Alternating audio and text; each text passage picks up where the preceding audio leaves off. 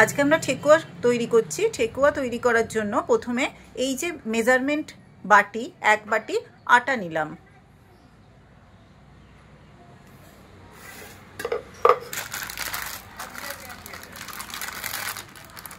এবার ময়দা নিচ্ছি।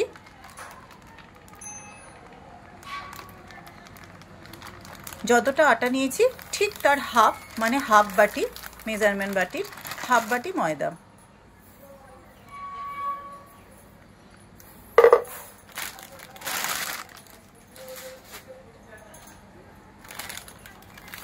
এবার নেব সুজি। সুজি ওই মেজারমেন্ট বাটির হাফ বাটি।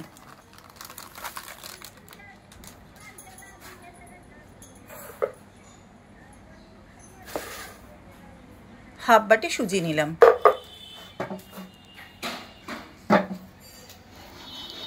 এরপর এখানে এলাচ রাখা হয়েছে, সেই এলাচ দিয়ে দিলাম।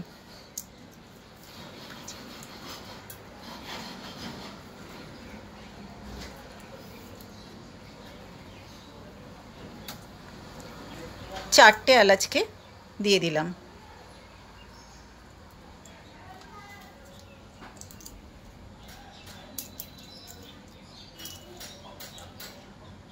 এলাচ দিয়ে দেওয়ার পর পরিমাণ মতো নারকেল দিলাম। নারকেল আগে থেকে কুড়ে রেখে দিয়েছিলাম, সেই নারকেলটা পরিমাণ মতো দিয়ে দিলাম।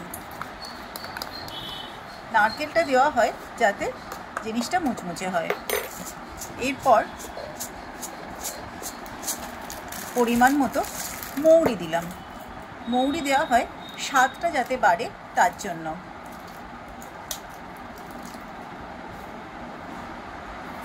এরপর দেশি ঘি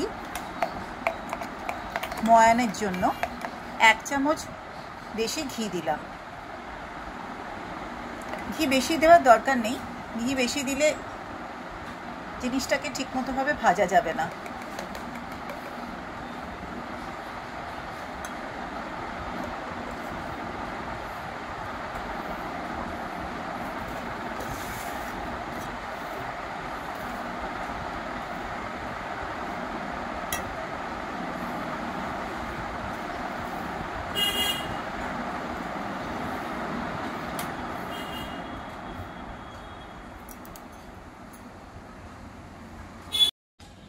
এবার মিষ্টির জন্য এখানে গুড় দিলাম।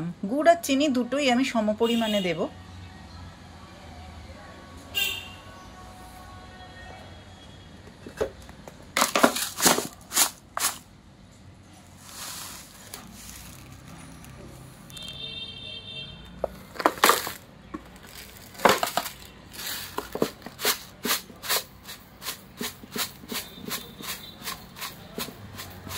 এখানে দানা চিনি দিচ্ছি যাতে চিনির দানাটা মুখে লাগে। চিনির দানাটা মুখে লাগলে জিনিসটা বেশ ভালো লাগে।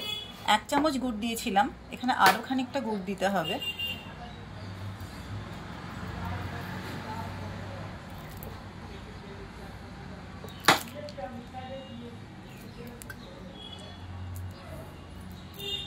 তিন চামচ আর এই 4 চামচ গুড় দিয়ে দিলাম। এবার এটাকে ভালোভাবে মেশাতে হবে।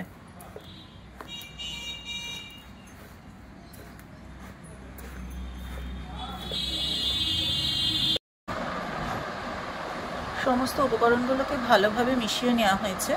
এবার আস্তে আস্তে এটাতে জল দিয়ে একে ভালো করে মেখে একটা ডো তৈরি করতে হবে। তাই অল্প অল্প করে জল দিয়ে, জলটা অল্প অল্প দিতে হবে যাতে ঠিকমতোভাবে জলটা মেশে। কারণ যদি নরম হয়ে যায় তাহলে ঠেকুয়াগুলো ভালোভাবে ভাজা যাবে না। সমস্ত জিনিস অনুপাতে দেওয়া হয়েছে। এবার অল্প জল দিয়ে সেটাকে ভালো করে মেখে একটা ডো তৈরি করে নিতে হবে। গুড় দেওয়ার ফলে একটা খুব সুন্দর কালার আসে। গুড় আর চিনি আমি সমপরিমাণে দিয়েছি যাতে মিষ্টিটাও হয় এবং গুড়ের কালারও আসে।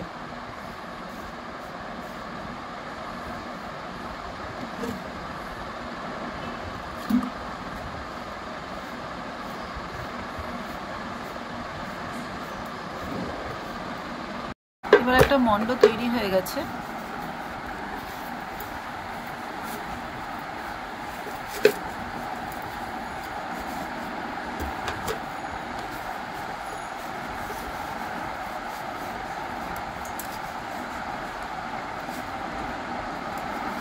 একটা বড় মন্ড তৈরি হয়েছে। এবার এটা থেকে ছোট ছোট বল তৈরি করে নিতে হবে। এবার এটা থেকে ছোট ছোট বল তৈরি করে নেওয়া হচ্ছে।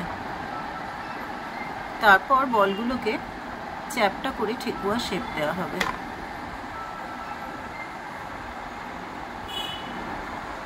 হাতে পাকিয়ে গোল করে স্মুথ করে ছোট ছোট বল তৈরি করে নেওয়া হচ্ছে।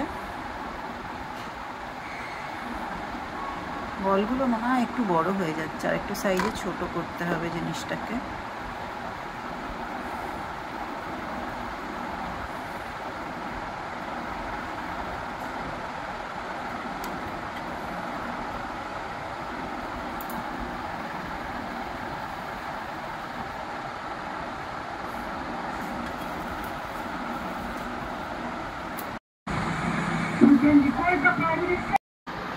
এতগুলো ছোট ছোট বল তৈরি হয়েছে, মন্ডটা থেকে এতগুলো ছোট ছোট বল তৈরি হয়েছে। এবার এগুলোকে শেপ দেওয়া হবে। অনেকে বাজার থেকে কিনে আনা শেপার ইউজ করে, তো আমার কাছে সেরকম শেপার নেই। আমি যেহেতু একদমই ঘরোয়া পারপাসে তৈরি করছি, তো তাই আমরা হাত দিয়েই ছোট ছোট বল তৈরি করে সেগুলোকে চামচের সাহায্যে একটা শেপ দেব।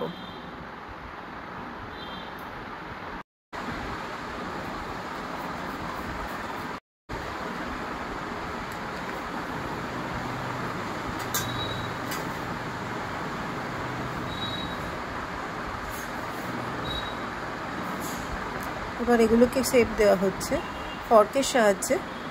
এর মধ্যে একটা ডিজাইন এঁকে দেওয়া হচ্ছে এবং জিনিসটাও বেশ চ্যাপ্টা ধরনের হয়ে যাচ্ছে।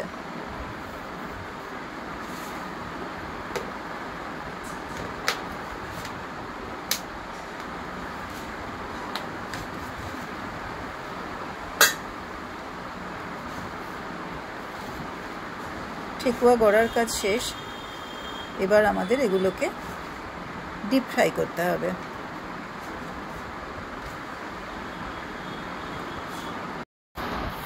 ঠেকুয়া গড়ার কাজ কমপ্লিট হয়ে গেছে। এবার এটাকে ডুবো তেলে ডিপ ফ্রাই করতে হবে। তাহলে চলো এবার আমরা ডুবো তেলে একে ডিপ ফ্রাই করে নিই। কড়াইতে তেল গরম করতে দিয়ে দিয়েছি। এবার তেলটাকে পুরোপুরি গরম হতে দিতে হবে। পুরোপুরি তেল গরম হয়ে যাওয়ার পর গ্যাসটাকে সিমে করে ঠেকুয়াগুলোকে ডিপ ফ্রাই করতে হবে।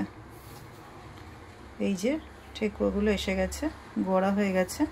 এবার এগুলোকে ডিপ ফ্রাই করতে হবে ডুবো তেলে। তেল প্রায় হয়ে এসেছে।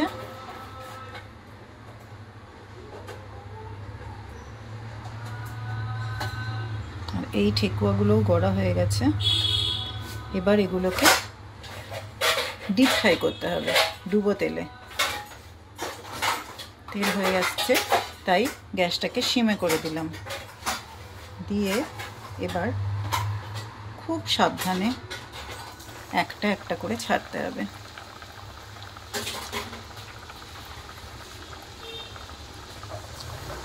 যেন গায়ে গায়ে লেগে না যায়।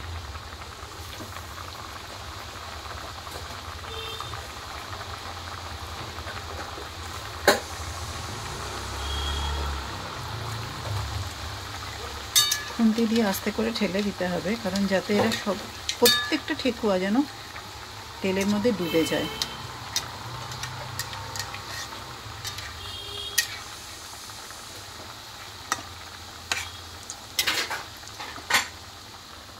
সিমে করে রাখতে হবে যাতে খুব ভালোভাবে ফ্রাই করা যায়।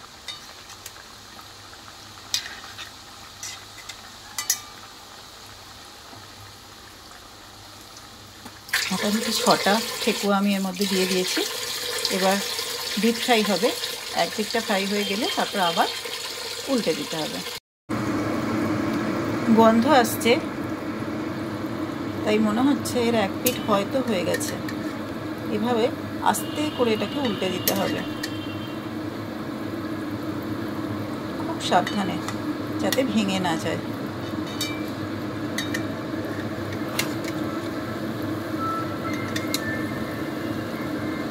এইভাবে ধীরে ধীরে এগুলোকে উল্টে দিতে হবে।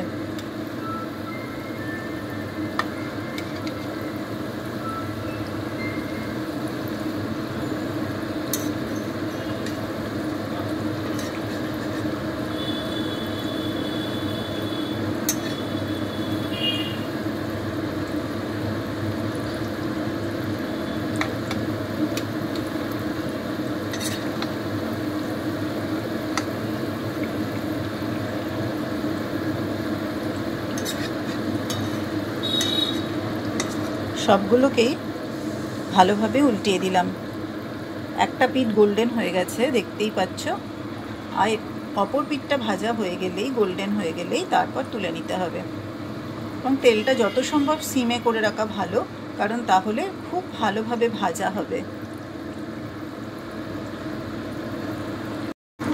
এবার হয়ে এসেছে ঠেকুয়াগুলো, একবার দেখে নিতে হবে যে ঠিকমতো হয়েছে কিনা, কারণ সিমে রয়েছে। ফ্লেমটা একটু হাই করে আর একটু ওদেরকে হতে দিলাম, আর একবার উল্টিয়ে দিলাম, যাতে দু পিঠটাই খুব ভালোভাবে ভাজা হয়ে যায়।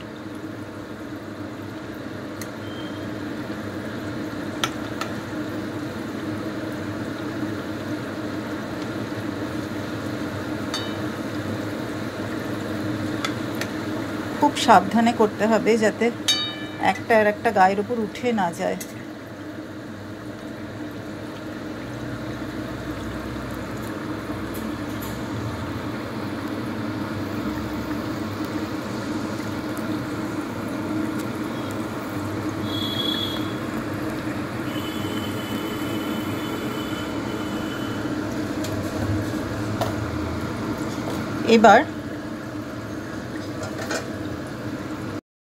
এবার একটা স্টিলের ডিশে টিস্যু পেপার দিয়ে নিয়েছি, যাতে এক্সট্রা অয়েলগুলো ওই টিস্যু পেপারটা শুষে নেয়।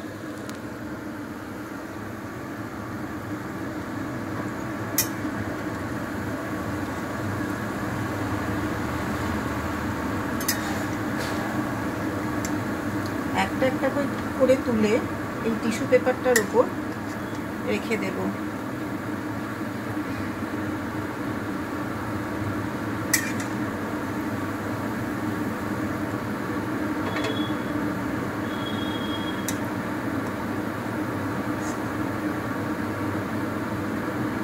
গরম গরম ঠেকুয়া রেডি।